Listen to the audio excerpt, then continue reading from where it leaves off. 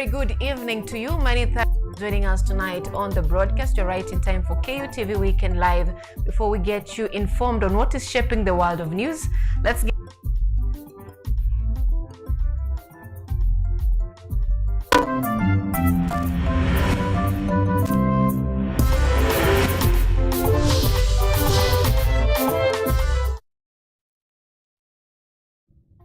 This is Weekend Live with Anyango, Sylvia.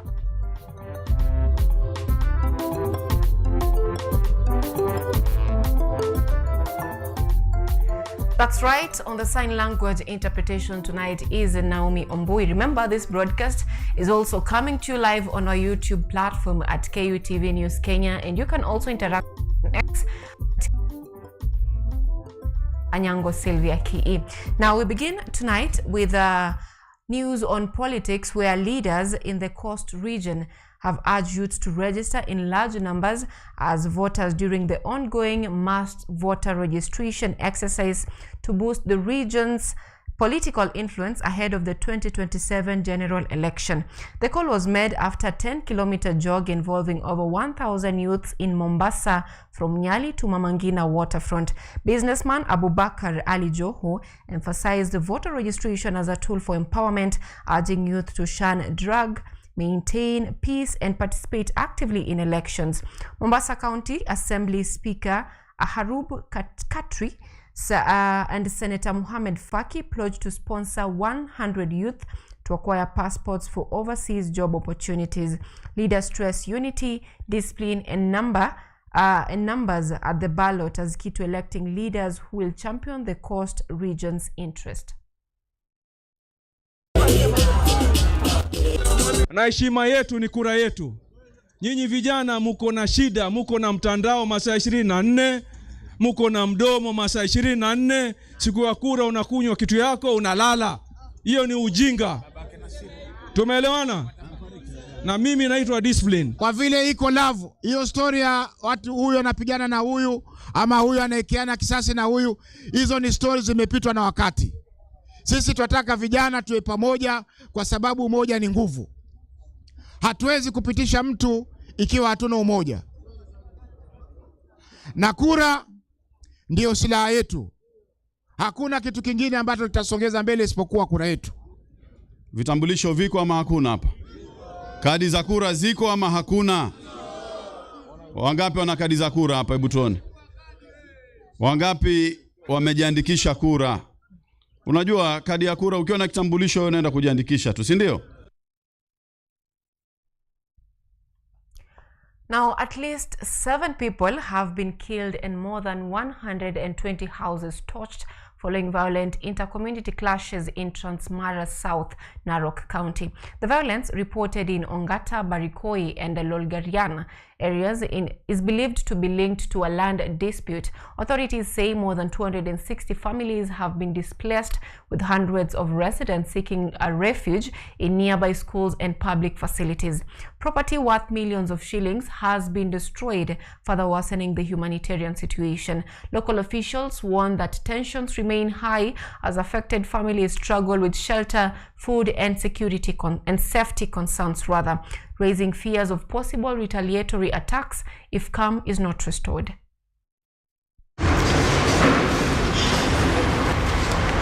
Tunataka kudumisha usalama na kuongeza idadi ya maofisa katika sehemu hii ambayo tumefanya tayari. Tumekuja na vikosi vya usalama, tuko na ya kutosha katika sehemu hii. Kwa hivyo tutashikilia mambo ya doria katika sehemu hii. Jambo la pili, na tumekubaliana, ni kusimamisha uhasama mara moja. Kusimamisha vita ya aina yoyote katika sehemu hii kuanzia jana. Sio leo, kuanzia jana. From yesterday tumesema ya kwamba hakutakuwa na makabiliano aina yoyote.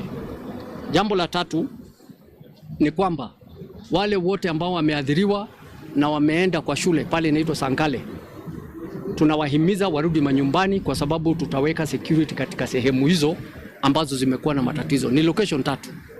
Na hizo location ambazo zimekuwa na matatizo will ensure that there is adequate or comprehensive security coverage. Now, still on matters insecurity and clashes, security agencies have intensified operations in Transmara following the deadly clashes.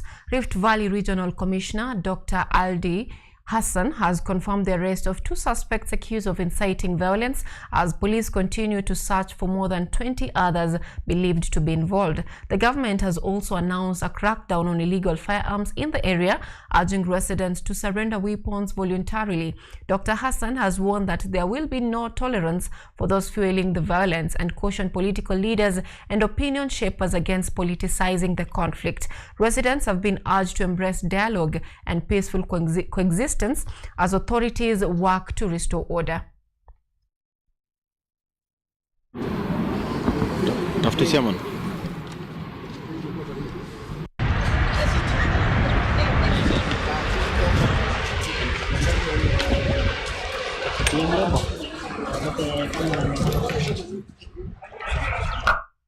Now, on matters health, patients across the country are likely to face disruptions in public health services from Monday night next week after clinical officers reaffirmed plans to nationwide strike. The Kenya National Union of Clinical Officers say the Ministry of Health has failed to operationalize the 2024 collective bargaining agreement and a return to work formula. Union leaders have accused Health Cabinet Secretary Aden Duale of delaying the process, warning that clinicians will down their tools if the demands are not met. Key issues include the confirmation of UHC staff on permanent and pensionable terms and delayed salaries for medics funded under the Global Fund. Meanwhile, residents of Machakos have appealed for urgent government intervention, citing increased medical emergencies during the festive season.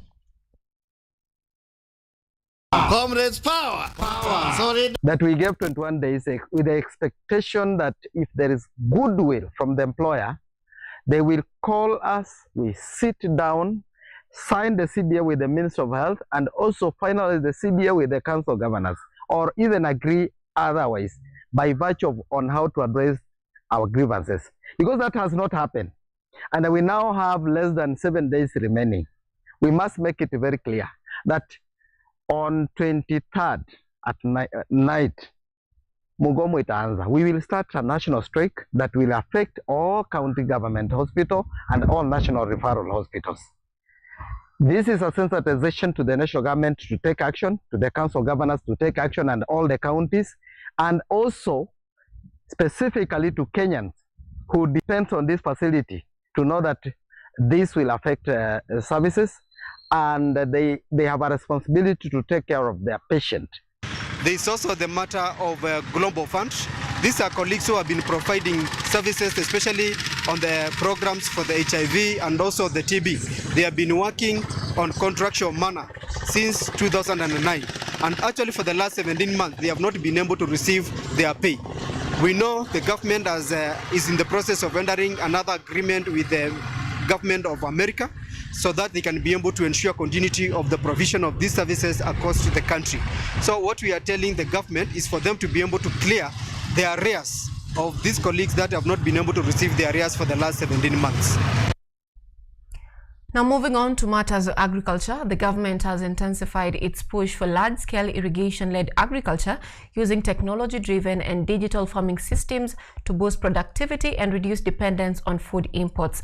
Agriculture Cabinet Secretary Mutahi Kagwe warned that small-scale rain-fed farming can no longer sustain Kenya's growing population, especially in the arid and semi-arid lands, which cover over 80% of the country. Speaking during a tour of the Galana Kulalu Food Security Project in Kilifi and Tana River, Kagwe announced that the 1.8 million acre ADC land will be used strictly for mechanized irrigated farming. He invited local and international investors to participate under a transparent land commercialization initiative, highlighting opportunities in agro-processing, logistics, and community development. Kagwe also toured the Nyumba Foundation's 300,000 acre mechanized farms and Selu Group seed maize operations, emphasizing the role of modern irrigation, quality seeds, and community integration in achieving sustainable food security. We are importing sugar, and yes, I can see a time when we are going to deal with sugar because of the privatization or leasing of sugar mills. So we have almost doubled the productivity of sugar. We expect not to import sugar by probably about 2028. But for this year, for next year, we are still importing sugar. And these imports is what we are trying, with this large-scale farming, to mitigate and reduce. As a ministry and as a government, we are behind these projects. We have said under the Land Commercialization Initiative that we are looking for investors. So let nobody out there say, we are giving any land to anybody for, in favoritism. We have advertised, come. We are looking for you to come. The only issue and the only way and the only aspect of it is that this is large-scale farming. Now on that note, we are taking the very first break on the broadcast tonight. Stay with us.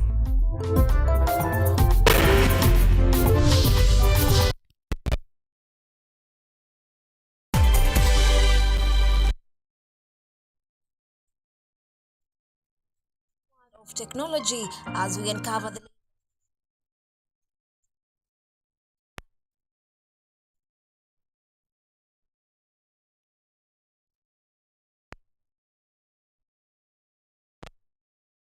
move from large data set for our model to be more accurate. In this new and exciting series of the Technovation Show, join me, Yvonne Kimuma, every Monday 8:30 p.m. for a fun and thrilling experience as we explore the cutting-edge developments, meet visionaries driving change. Somebody who is in the underground mine doesn't know the presence of those gases. So there are a lot of gases involved. There is methane, there is carbon monoxide, and there's also hydrogen sulfide. These gases actually, they are very dangerous and they're very toxic. And discover the endless possibilities of the tech world.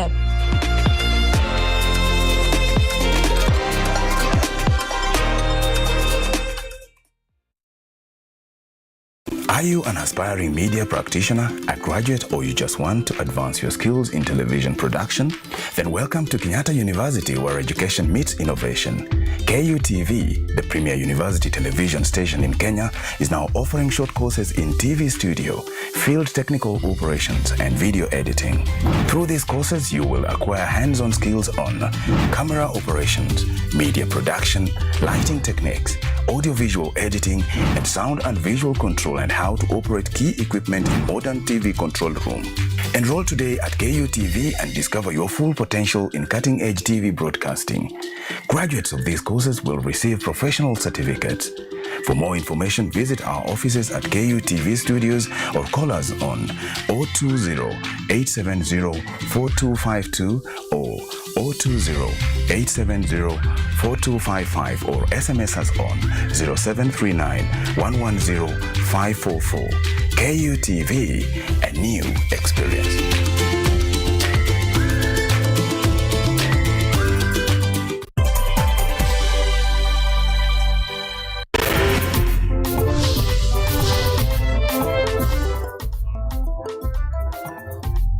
You are watching Weekend Live with Anyango Sylvia.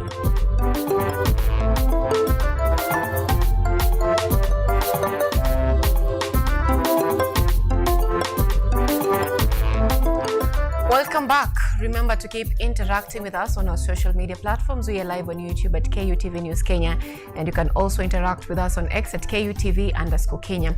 Now moving on our broadcast tonight on business news. Artisans in the soapstone industry in Tabaka Ward in Kisii County have appealed to the government to develop clear policies and provide modern machinery to improve mining standards and boost production. Speaking in Nyabigenge, the artisans said advanced equipment will enable bulk harvesting, improve product quality, and ease operations during the rainy season. They noted that better quality artifacts will attract more clients, increase earnings, and draw more youth and women into the sector, helping address unemployment. Local dealers say Kisii produces some of the world's best soapstone, which, if well utilized, could significantly grow the local economy. The appeal comes as the Kisii County Assembly recently raised the levy on raw soapstone under the 2025 Finance Bill, a move aimed at protecting local miners.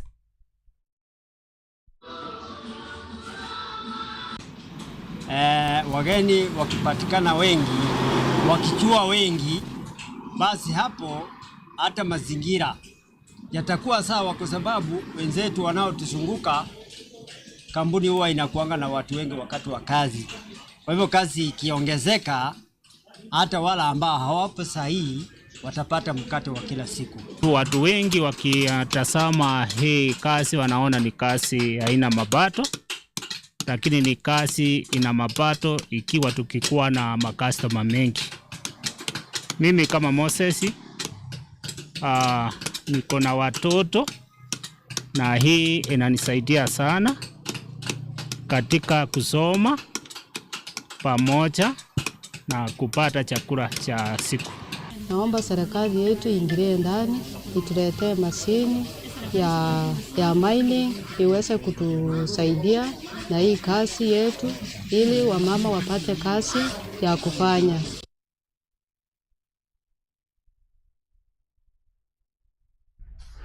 All right, now parents have been urged to spend wisely during the Christmas season to avoid financial strain when schools reopen in January. Speaking during a visit to Sidon Children's Home in Githurai, Realtor Kenneth Wamburu cautioned households against excessive festive spending, noting it often affects the ability to pay school fees and meet basic needs in the new year. He also called on motorists to exercise caution on the roads during the holiday period to reduce accidents. During the visit, the children's home received food and essential supplies, even as its management highlighted challenges, including lack of school fees for learners transitioning to grade 9 under the CBE and uncertainty over land ownership. They appealed to Kenyans, corporate bodies, and well-wishers to support vulnerable children through education, sponsorship, and other assistance.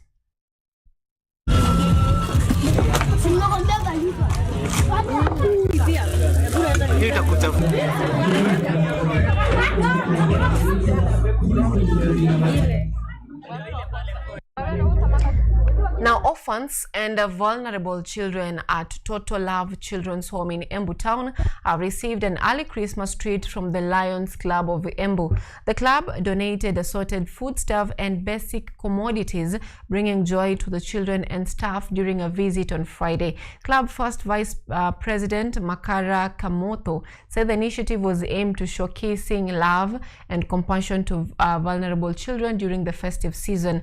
He encouraged other well-wishers to support those in need, noting that even small gestures can make a difference. Home founder Ruth Ndwiga thanked the Lions Club for the support, saying the visit and donations made the children feel valued and cared for. She added that the home supports both resident children and others through its education program.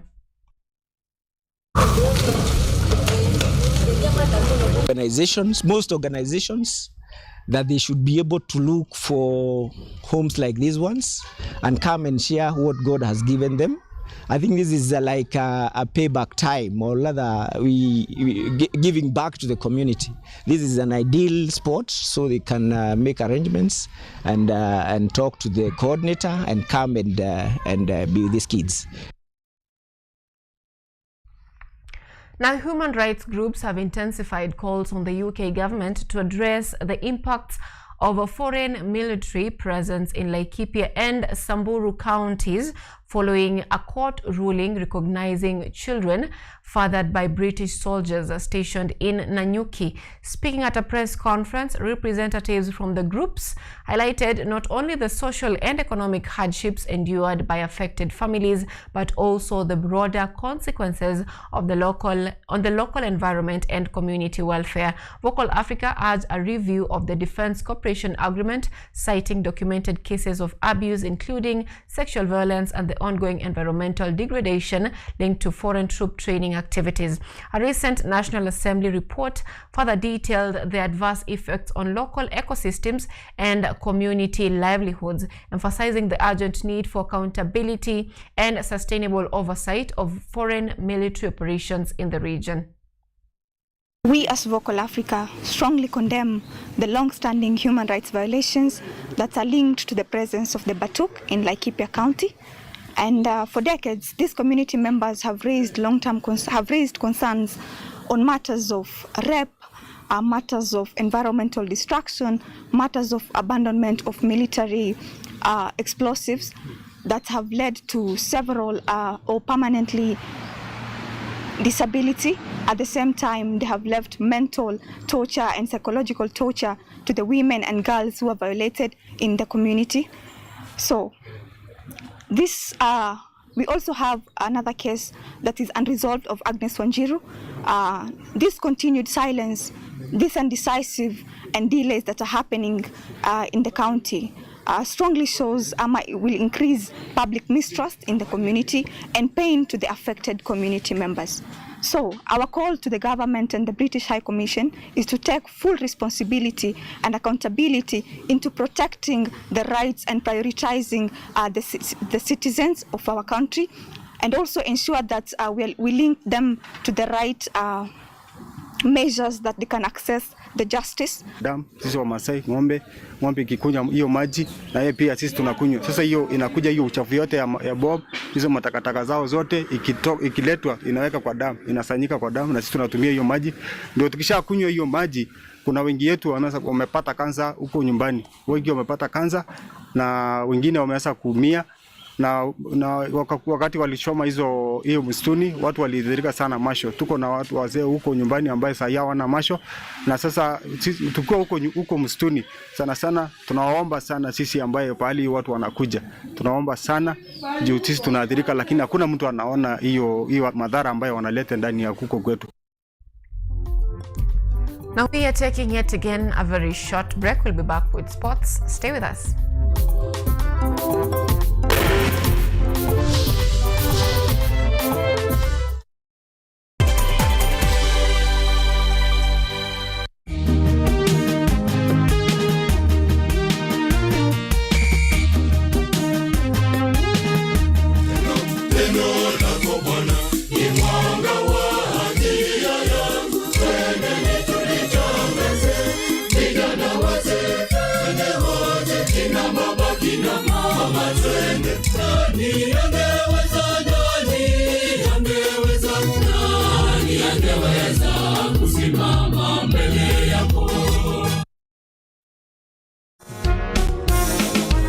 A new era, a new people. This is the Law Matters Show.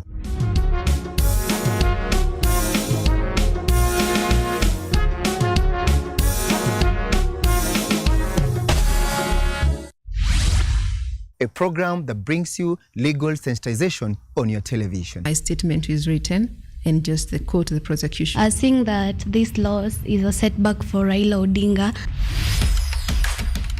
What policy recommendations were fronted by the candidate? With diversity, we demystify important legal issues locally, regionally, and internationally. What Tanzanians. Join me, Elvin Onsongo, as I bring you more insights on law matters. We are looking at social issues. What is the problem? Is it the economy? Is it... Law Matters Show, creating awareness, advocacy, and enhancing lives.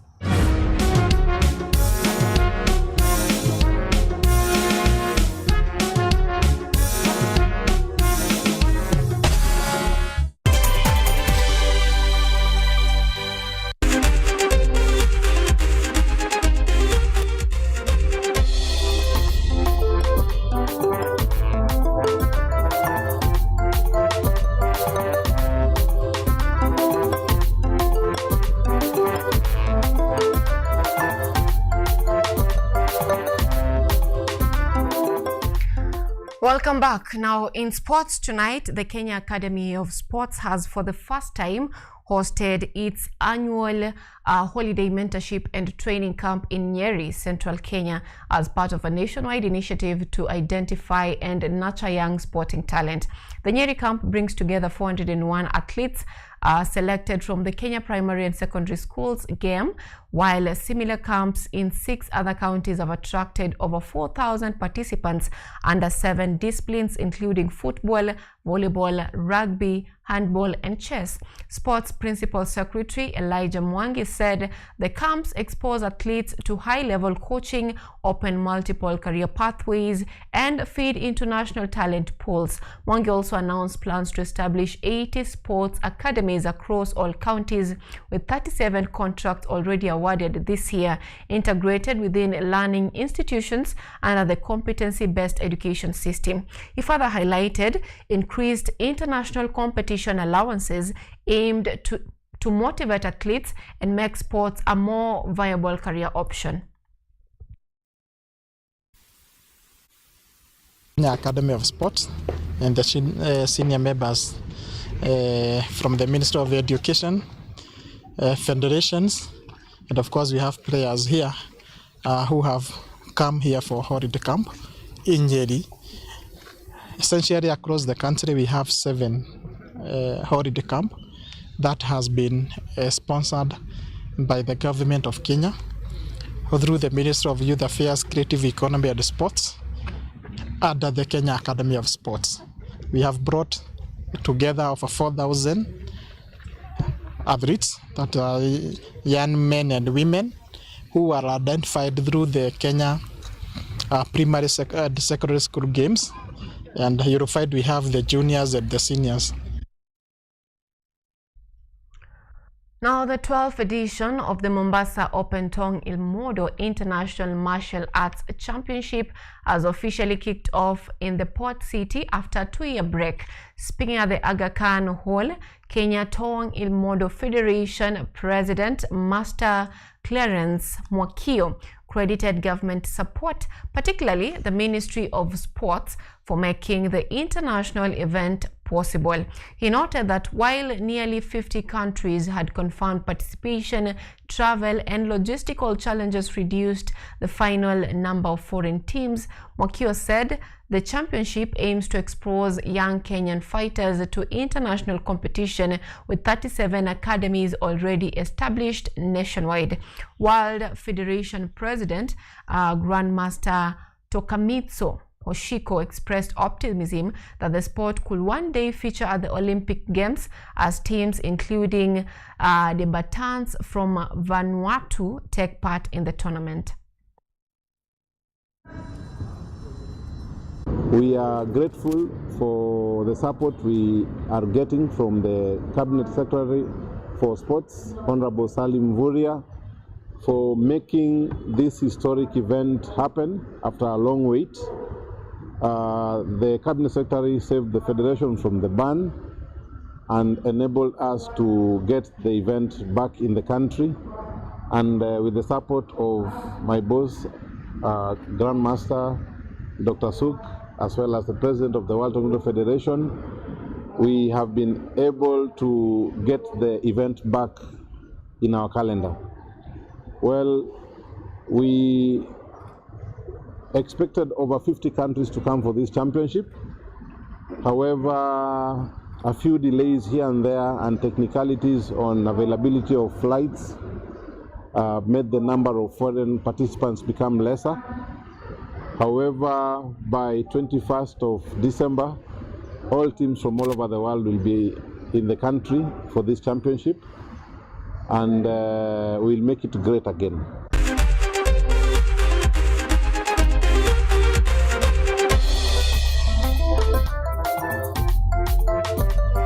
Now that brings us to the production team led by my producer Yvonne Kemuma and director Boniface Odhiambo. Thank you so much for choosing KUTV Weekend Live for the last 30 minutes or so. Our sign language interpreter tonight is Naomi Ombui and Anyango Sylvia. Have yourself a lovely night.